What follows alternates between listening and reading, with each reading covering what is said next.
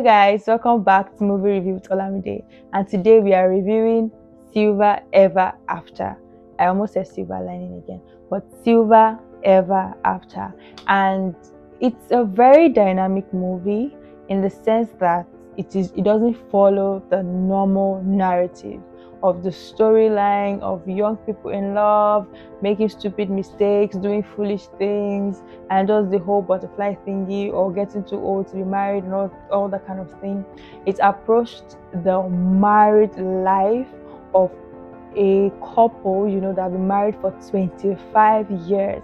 And it was beautiful to see the journey that they've been through for the 25 years, the things that they've encountered, the fears, the dreams, the aspirations that have maybe gone under the water or they're still trying to ride with, that has shaped the relationship that they have in the current time.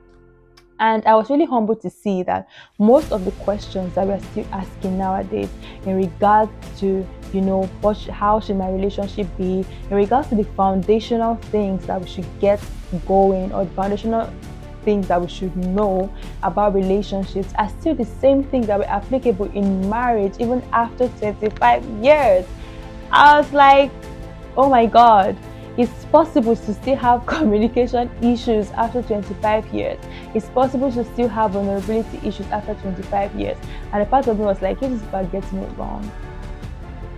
Yes, I know there's hope for me. But but what I mean is that it just shows that there is a lot of things to learn, from this point of view. Seeing that even though they've been through a lot, they still kept it together till that time.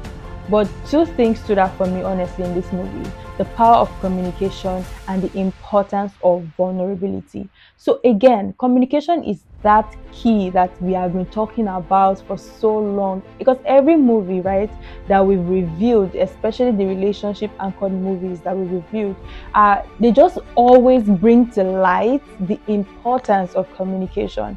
And it's very humbling to see that if you don't get it fixed right now where you are in your courtship, in your relationship, in your friendship, it's something that will still enter into marriage with you, and most probably going to get worse. Because even according to the woman in the movie, right, before they were married, they had some things going for them. Like the communication was slick, the words of affirmation was there, and then they got married and all of a sudden that seemed to dwindle. So I'm like, if you are getting it wrong already, Jesus, what is the hope? What is the hope? And I'm just like, communication is really, really important.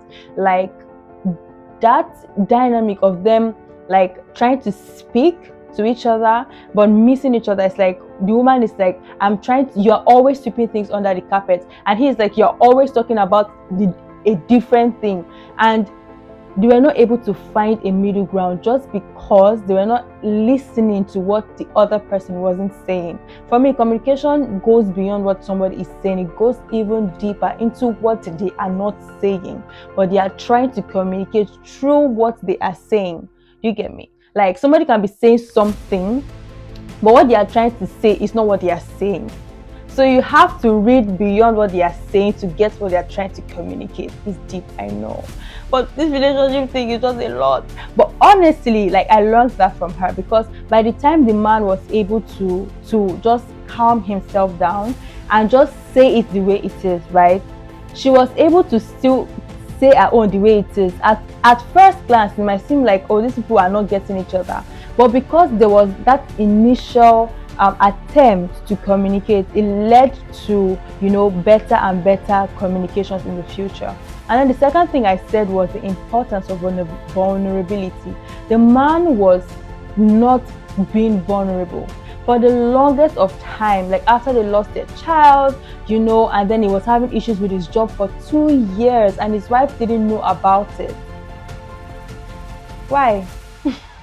But then again, like in the movie, when he says that, like she always looks for an opportunity to tell him, I told you so, it made sense as to why he might feel ashamed, to express to her like the things that are going on in his life.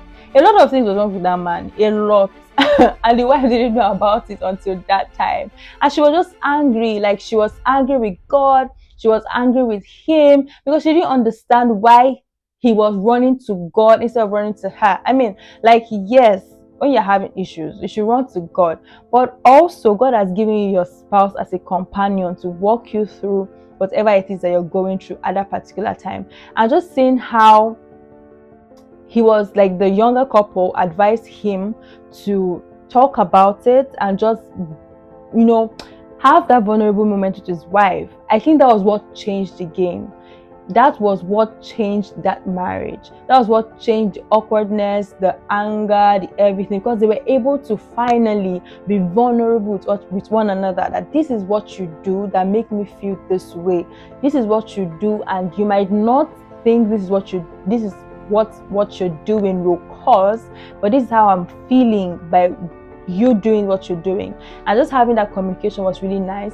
Another thing that stood out to me is the power of having someone to talk to. I know in a normal situation, it might seem like the older couple should be the one to, mentor the younger couple. And even when they came, they were laughing at them and all that. But at the end of the day, we see how the younger couple was able to help them in their time of adversity. And then when the younger couple were having their own issues, they were also able to help them.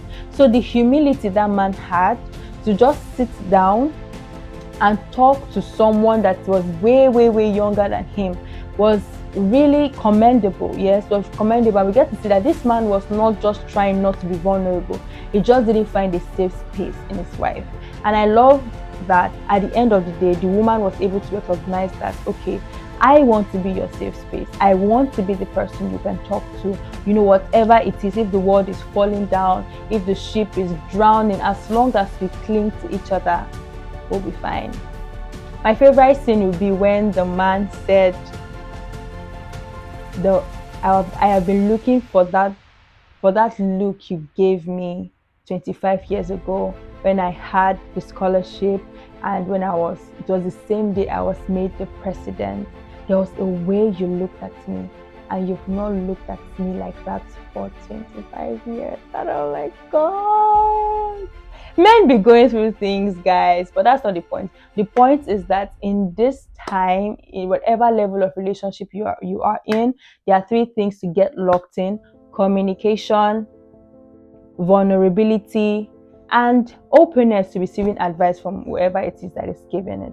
So it was a short movie, but I really enjoyed it. I found it easy to watch. The characters had great chemistry. It was nice to just see them in the elements together. It was just nice to watch, and I'm grateful. And then when PL came and she was acting all childish, I was like, okay. But that was really nice. So I would advise everyone to watch it and just let me know what you think about the movie. What was the highlight for you in the movie? And then I'll see you in our next video. Bye.